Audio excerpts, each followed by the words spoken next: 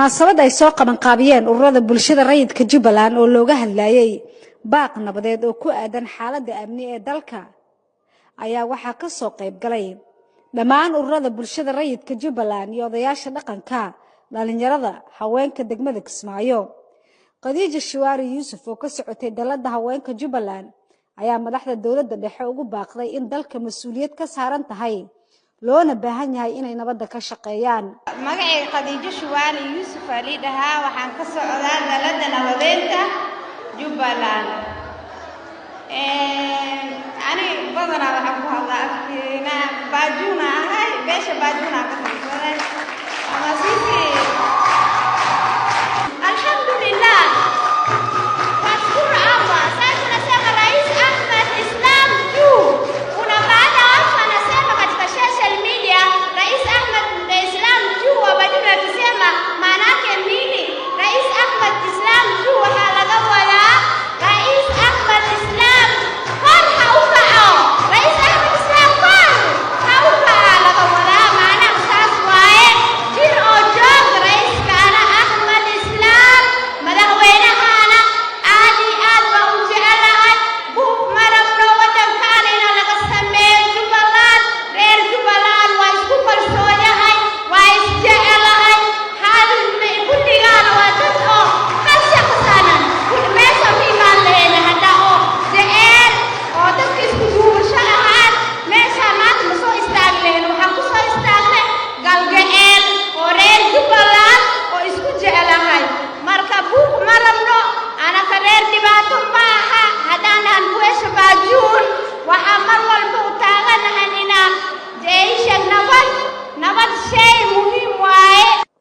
Gudoomiyaasha dhalinyarada iyo haweenka degmada Kismaayo oo kulanka ka hadlay ayaa Xasan Sheekh Maxamuud iyo kooxdiisa u soo jeediyay inay joojiyaan colaadda dalka qaybo kamid ay galiyeen taas bedelkeedina ay ka shaqeeyaan xasiloonida dalka. waxa kaliya in anfacay hadii Ilaahay uu rooyahay waa nabadda.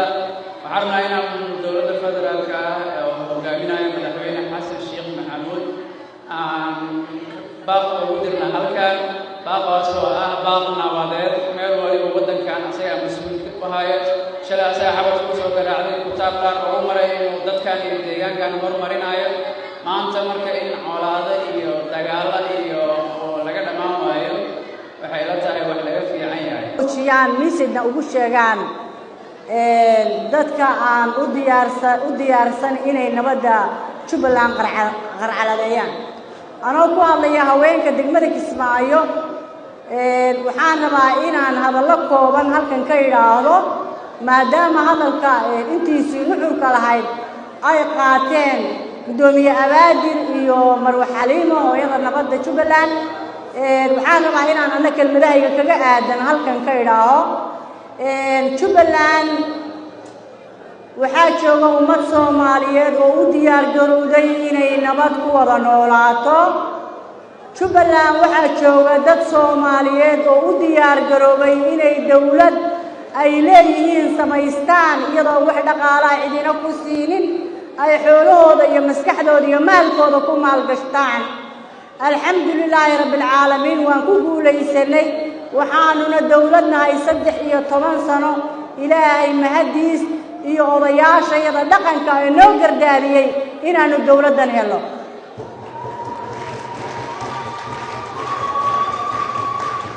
boorkan gadaashayda ku yaala ay soo qaabiyeen bulshada rayidka ee Jubbaland waxay cod dheer ku leeyihiin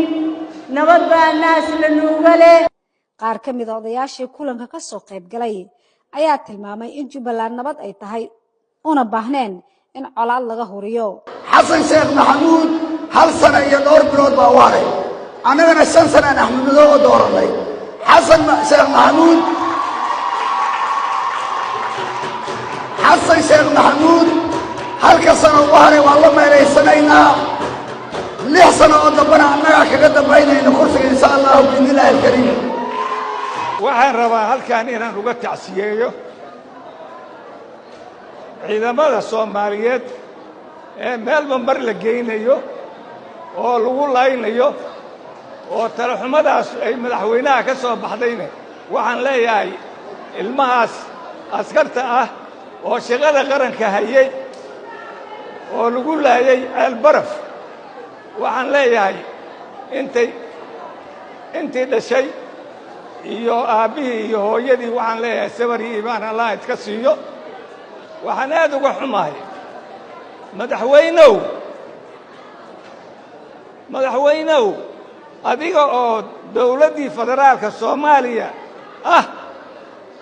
in dadkaadii aad mas-uulka ka ahayd oo adugu aad ka dhalatay ay laayaan ciidankii qaranka soomaaliyeed waa arrin laga yaqyaqsado oo xun nin hadlahaya ma laha nin dowga qabanhaya ma laha nin tacaysaynhaya ma laha hadda muuse suudiyalo xoogay ku hartay muusow xasan soo baxdhe haddii kale farmaajo cadaadarraad soo baxu lahayd intaad muusaan leehay hadalkayga waxaan rabaa inaan ku soo gebagabayo reer jubbaland maxaa u calaacalaysaa miyaad calaacalaysaa annagaa soomaaliya annagaa isdaaficnay waana isdaafici doonnaa marwe xaliima faarax godani oo ah hooyada nabadda jubbaland kulankana soo qabanqaabisay ayaa waxaa wax laga xumaado ay ku tilmaamtay colaadaha ka jira qaybo ka mida dalka waxayna baaq u dirtay madaxweyne xasan sheekh maxamuud iyo kooxdiisa inay nabadda iyo xasiloonida dalka ka shaqeeyaan loona baahnayn colaad iyo kala geynta bulshada walaalaha ee Soomaaliyeed waxaana u soo qabanqaabinay aragtidaanada inaan ka dhiibano dalka waxa ka dhacaya dhibaatooyinka aniga waxaa lagu magacaabaa hooyada nabadda ee Jubbaland kulama bixin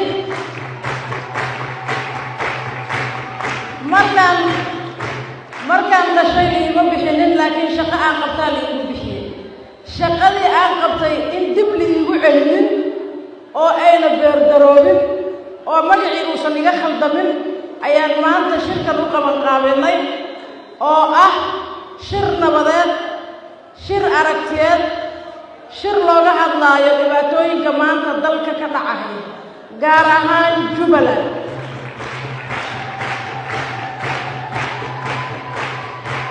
waxaan u malaynayaa odayaasha dhaqanka iyo siyaasiyiinta dhammaan iyo bulshadaba waxay hoos ka soo bilaabeen in maanta nabadda la taagan yahay ee lagu naaloonayo ay ka soo shaqeeyaan ayadoo aan waxba ka jirin ayadoo la isdilayo ayadoo tan maanta taagan oo kale ay taagan tahay waxayna soo gaarsiiyeen in maanta ay bulshadu ay qabiil ka waantoogday oo ay muxuu ahayey colaad ka waantoogday oo danahooda ka shaqaystaan laakiin waxaad moodaa in dowladdeennii federaalka